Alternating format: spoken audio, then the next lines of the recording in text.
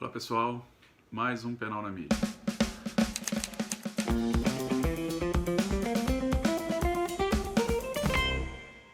Pessoal, no vídeo de hoje eu vou analisar com vocês aquele episódio lamentável que aconteceu em São Paulo, onde uma pessoa que se apresentou como advogada ofendeu desde atendentes de uma padaria até alguns clientes. E aí a gente recebeu algumas perguntas, né? Muita gente falando sobre isso, né? Ouvindo falar sobre as tipificações possíveis, né?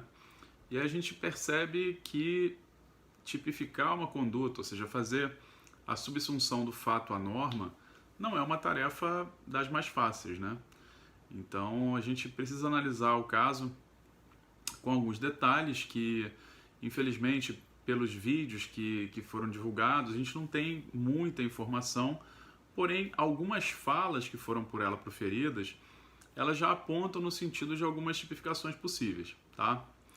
Então, primeiro aspecto que eu quero comentar com vocês é que tem circulado aí na mídia, né, e por isso o nome do nosso quadro, Penal na Mídia, tem circulado na mídia que teria havido por parte dela uma alegação de que ela teria algum transtorno, né, algum transtorno bipolar, ou mesmo que ela estivesse alcoolizada ou sob efeito de alguma substância. Primeiro ponto importante aqui, a questão do transtorno bipolar, a questão de ela poder ter algum transtorno dessa natureza, isso não funciona automaticamente como uma escusa, até porque para ela não responder, como vocês sabem, pelo ilícito, precisaria que ela fosse enquadrada como inimputável. Isso está lá no artigo 26 do Código Penal, a inimputabilidade por doença mental. E claro, como é que a gente caracteriza alguém como doente mental? Precisaria de um laudo médico atestando essa inimputabilidade. Então não basta a alegação, é necessário que seja feito um estudo técnico, né, por parte de um profissional habilitado para atestar se ela é ou não é absolutamente incapaz de entender o caráter ilícito do fato e determinar-se de acordo com esse entendimento, que é o ponto previsto lá no artigo 26, que é uma causa de exclusão da imputabilidade. Lembrando sobre o conceito de crime, né? Crime é fato típico, ilícito e culpável, e na culpabilidade, que é o terceiro elemento do crime, o primeiro item que a gente analisa é a imputabilidade. E a doença mental é uma hipótese que pode afastar a imputabilidade e, consequentemente, afastar a responsabilização penal dela. Então essa é uma primeira tese.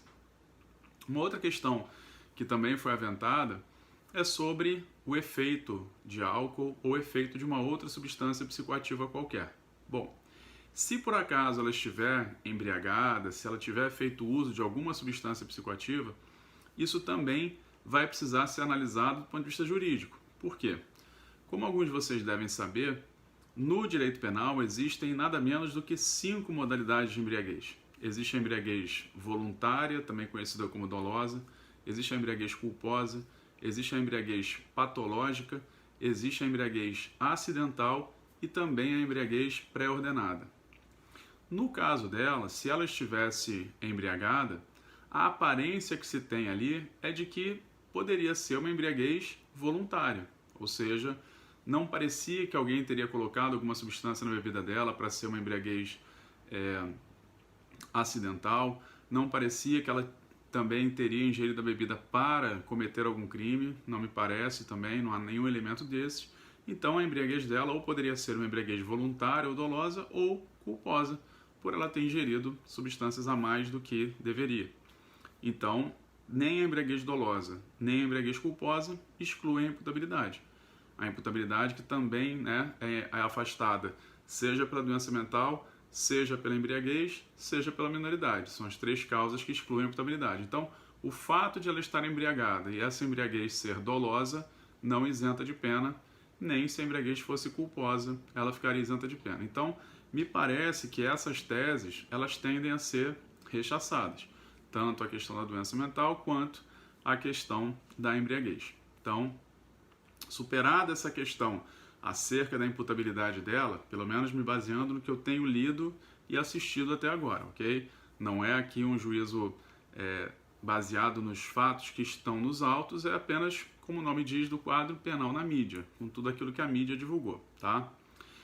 Agora, analisando o comportamento dela, a conduta dela ali, quais são os tipos penais que entram no nosso radar aí de tipificação para ela? Bom, uma primeira questão também que salta aos olhos em relação à tipificação dela é que tem sido muito falado sobre homofobia. E aí a questão da homofobia, muita gente fala assim, mas qual é o crime de homofobia?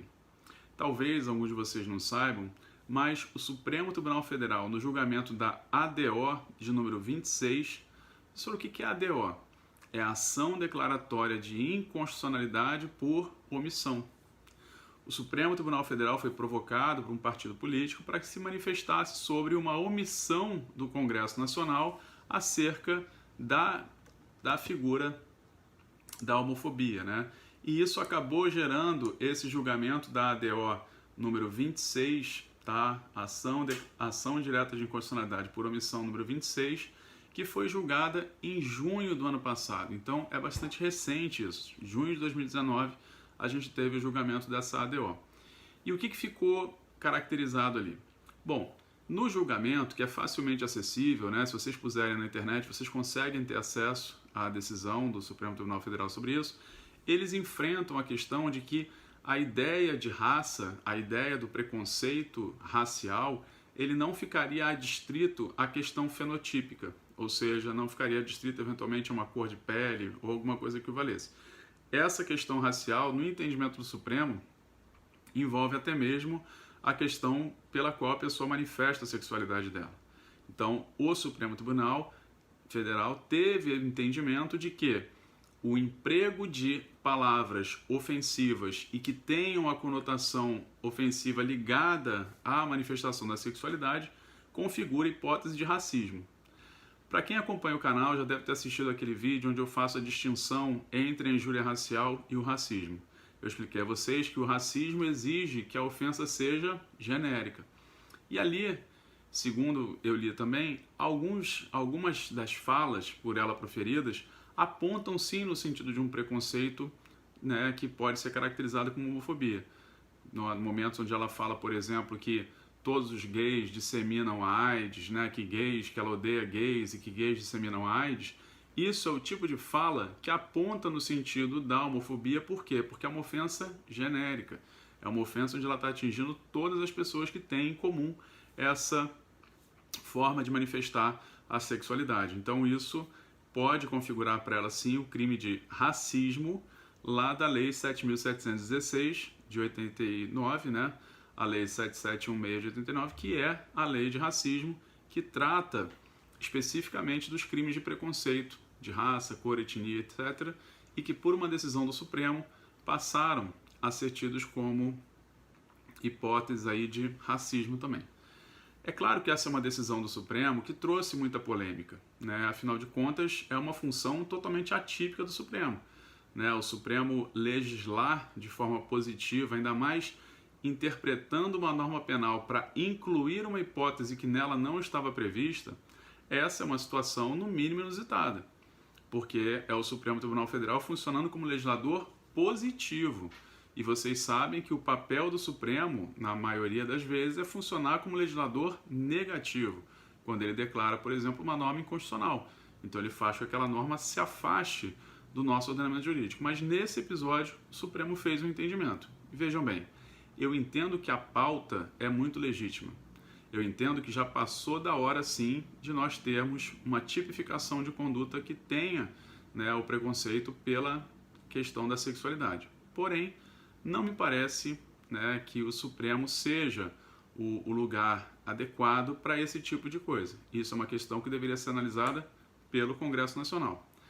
E aí, por isso que o Supremo entrou, porque é uma omissão. Porque desde a Constituição de 88, a Constituição já traz a exigência, lá no seu artigo 5º, de que o Congresso atue para evitar toda e qualquer forma de preconceito. Então, o preconceito pela questão da sexualidade é uma forma que o Congresso está se omitindo. Então, como o Congresso se omite em relação a isso, o Supremo vem suprir.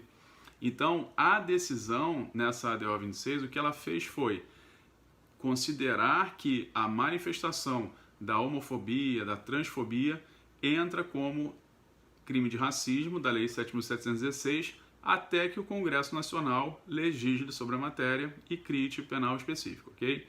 Então, na fala da pessoa lá na padaria, quando ela profere aquelas informações, o que a gente tem de tipificação para ela em primeiro momento?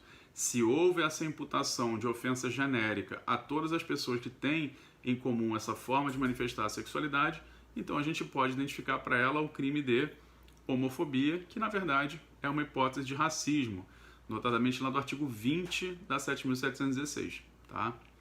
E além disso, também há relatos de que ela teria empregado ofensas de cunho racial pela cor da pele também contra alguns funcionários da padaria. Então já surge para ela também a questão racial pela cor da pele, não apenas pela homofobia. E no caso da ofensa pela cor da pele, precisaríamos de mais detalhes para saber se ela fez uma ofensa genérica a todas as pessoas negras ou se ela fez uma ofensa específica a um funcionário ou a uma funcionária da padaria empregando a ofensa de cunho racial. Se for para uma pessoa específica, surge para ela o crime de injúria racial. E um outro tipo penal também que é interessante a gente comentar é que ela, em determinado momento, agride fisicamente um dos rapazes com quem ela estava discutindo. Nessa agressão, durante a agressão, ela emprega a violência física contra ele também.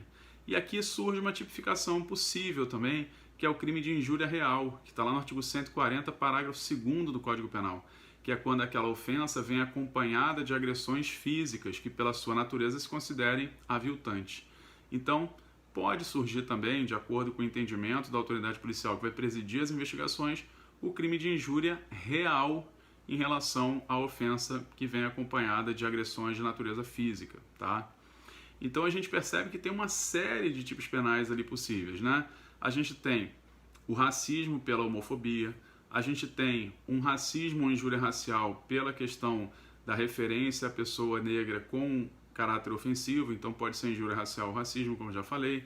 Tem a questão da injúria real, que é a agressão física, né, acompanhada da ofensa, que a vigor o delegado também pode entender que é uma lesão corporal independente da ofensa, ou seja, é uma agressão física com um propósito específico, então ele pode tipificar no artigo 129 também, no crime de lesão corporal. E uma última hipótese é aquele caso onde ela afirma exercer, né, a função de advogada, ela afirma que é advogada, porém, mais recentemente, houve notícia de que ela não tem registro na OAB, tá? Que ela não tem carteira da ordem. Então, isso poderia, em tese, para ela também configurar o crime de falsa identidade, lá do artigo 307 do Código Penal. Por quê? Porque ela simplesmente está atribuindo a si uma qualidade que não possui, uma identidade que não possui. Então isso pode configurar para ela uma falsa identidade do artigo 307. Então vejam que há toda uma gama de tipos penais possíveis ali e além disso existe também a questão que ela alega da embriaguez ou mesmo da bipolaridade que eu já enfrentei para vocês no começo do vídeo, ok? Bom, gente, então algumas coisas ficam aí desse vídeo, né? O que tem de importante vocês lembrarem? Primeiro, um pouco de imputabilidade, né? Análise da questão da embriaguez, análise da questão da doença mental, que eu falei muito rapidamente no começo do vídeo. Outra questão importante, a questão ligada à DO 26, tá? Que foi julgada em junho do ano passado pelo STF, que considerou a homofobia e transfobia como hipóteses de racismo e também a tipificação própria da conduta dela, de acordo aí com as possibilidades que a gente percebeu pelo vídeo, tá? Insisto, o nome do quadro é Penal na Mídia exatamente por isso, porque toda a nossa análise feita aqui, às vezes por mim, às vezes pela Gisele, é uma análise baseada exclusivamente no que está na imprensa. Não é uma análise baseada nos autos. A gente não viu os depoimentos, não viu nada ligado a isso. Então, dentro do que a gente viu na imprensa, eram esses os comentários que eu queria fazer com vocês, beleza? Espero que vocês tenham curtido, espero que tenham feito aí algumas correlações com alguns assuntos que vocês já estudaram e a gente se encontra no próximo vídeo, pessoal. Um grande abraço, lembre-se de se inscrever no canal para não ficarem de fora de nenhuma novidade, vem coisa boa por aí também. Um grande abraço, gente, até a próxima.